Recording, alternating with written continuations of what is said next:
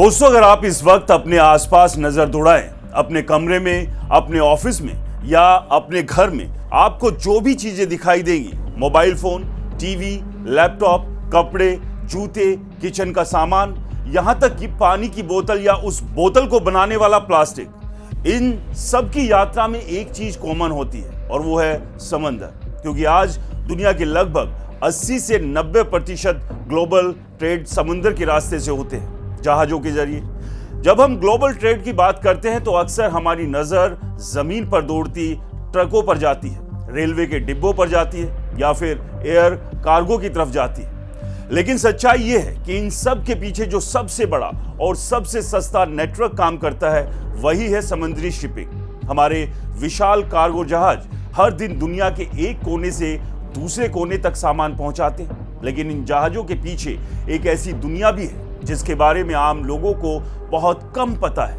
ये दुनिया है उन नाविकों की, उन मर्चेंट नेवी के कर्मचारियों की जो महीनों तक समंदर में रहते हैं, अपने परिवार से हजारों किलोमीटर दूर, कभी कभी ऐसी परिस्थितियों में जहां उनके पास ना कोई मदद होती है, ना घर लौटने का रास्ता।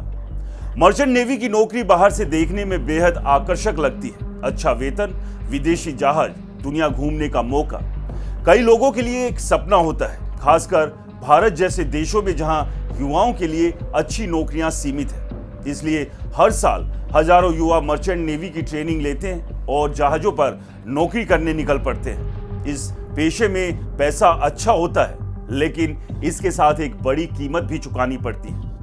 नाविकों को कई कई महीनों तक समंदर में रहना पड़ता है, परिवार से दूर, कई बार ऐसे इलाकों में जहां मौसम बेहद खतरनाक होता है। कभी तूफान, कभी समुद्री डकैती का खतरा, कभी युद्ध क्षेत्र और कई बार ऐसी स्थिति कि जब जहाज खुद ही एक संकट में फंस जाए। दुनिया की शिपिंग इंडस्ट्री में भारतीय नाविकों की बड़ी भूमिका है। फिलीपींस के बाद भारत उन देशों में शामिल है जहां से सबसे ज्यादा लोग मर्चेंट नेवी में काम करते हैं। दुनिया के लगभग हर बड़े कार्गो जहाज पर आपको भारतीय क्रू मेंबर मिल जाएगा। Engineer, navigator, technical staff, kitchen staff, हर तरह के काम में भारतीय नाविकों की एक खास पहचान भी है। इंडस्ट्री के लोग मानते हैं कि भारतीय नाविक अनुशासित होते हैं, कठिन परिस्थितियों में भी प्रोफेशनल तरीके से काम करते हैं और जल्दी किसी भी माहौल में खुद को ढाल लेते हैं। इसके अलावा एक और वजह है, भारतीय नाविक अपेक्षाकृत कम वेतन में भी काम करने को तैयार हो जाते हैं। इसलिए ग्लोबल शिपिंग कंपनियां उन्हें बड़े पैमाने पर भर्ती करती है। लेकिन इस इंडस्ट्री की एक सच्चाई ऐसी भी है जिसके बारे में बहुत कम चर्चा होती है, और वो है अबंडनमेंट, यानी जहाज मालिकों का अपने ही जहाज और उस पर काम कर रहे क्रू को छोड़ देना। ये सुनने में अजीब लगता है, लेकिन शिपिंग इंडस्ट्री में ये एक वास्तविक समस्या है। कई बार ऐसा होता है कि जहाज मालिक या शिपिंग कंपनी अचानक आर्थिक संकट में फंस जाती है या फिर किसी कानूनी विवाद में उलझ जाती है। कई बार जहाज किसी पोर्ट पर खड़ा रह जाता है क्योंकि कंपनी ने पोर्ट फीस, फ्यूल बिल या दूसरे भुगतान नहीं किए होते। जब ये भुगतान नहीं होता तो पोर्ट अथॉरिटी जहाज को आगे जाने की अनुमति नहीं देती। जहाज वहीं खड़ा रह जाता है और धीरे धीरे कंपनी उससे दूरी बनाना शुरू कर देती है। कई मामलों में कंपनी का ऑफिस बंद हो जाता है, फोन उठाना बंद हो जाता है और जहाज पर मौजूद क्रू को कोई जवाब नहीं मिलता। इंटरनेशनल लेबर ऑर्गेनाइजेशन यानी ILO के आंकड़ों के मुताबिक पिछले कुछ सालों में ऐसे मामलों में तेजी से बढ़ोतरी हुई। हजारों नाविक दुनिया के अलग अलग समुद्री इलाकों में महीनों तक फंसे रह जाते हैं, बिना वेतन के, बिना पर्याप्त भोजन के और कई बार बिना दवाइयों के भी। इनमें बड़ी संख्या भारतीय नाविकों की भी होती है, क्योंकि दुनिया के जहाजों पर भारतीयों की संख्या बहुत ज्यादा है। कई मामलों में नाविकों को महीनों तक इंतजार करना पड़ता है। शायद कंपनी उनकी सैलरी दे दे या उन्हें घर लौटने का इंतजाम कर दे। समस्या को और जटिल बना देता है शिपिंग इंडस्ट्री का एक सिस्टम जिसे कहा जाता है फ्लैग ऑफ कन्वीनियंस। दरअसल अंतर्राष्ट्रीय समुद्र नियम के मुताबिक ये जरूरी नहीं कि जहाज उसी देश में रजिस्टर हो जहां उसका मालिक रहता है। जहाज का मालिक किसी भी देश में जाकर जहाज रजिस्टर करा सकता है। कई जहाज मालिक ऐसे देशों को चुनते हैं जहां नियम ढीले होते हैं, जहां सेफ्टी और लेबर कानून उतने सख्त नहीं होते, जैसे पनामा, लाइबेरिया, पलाऊ या कुछ छोटे द्वीपीय देश।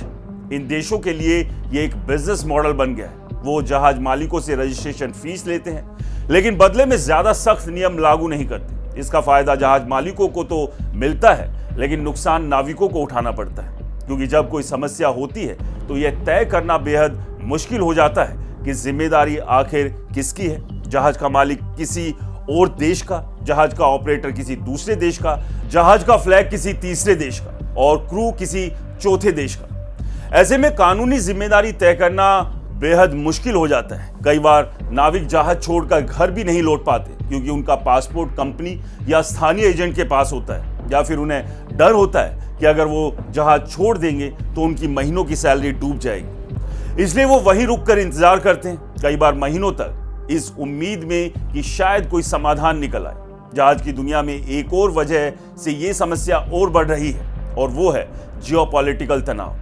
दुनिया के कई हिस्सों में युद्ध या संघर्ष चल रहे हैं, जैसे रूस यूक्रेन युद्ध, मिडल ईस्ट में तनाव, ईरान पर लगे प्रतिबंध, रूस के तेल पर लगाए गए सैंक्शंस। इन सब के कारण शैडो फ्लीट नाम की जहाजों की एक समांतर दुनिया भी बढ़ रही है। ये ऐसे जहाज होते हैं जो अक्सर अंतर्राष्ट्रीय प्रतिबंधों को चकमा देने के लिए इस्तेमाल किए जाते हैं। इन जहाजों में काम करने वाले नाविक कई बार बिना पूरी जानकारी के ही नौकरी ज्वाइन कर लेते हैं, लेकिन जब जहाज किसी पोर्ट पर पकड़ा जाता है या किसी जांच एजेंसी के रडार पर जाता है, तब कंपनियां जिम्मेदारी से पीछे हट जाती है। ऐसी स्थिति में सबसे ज्यादा मुश्किल में फंस जाते हैं नाविक, जो केवल अपनी नौकरी करने वहां पहुंचते थे।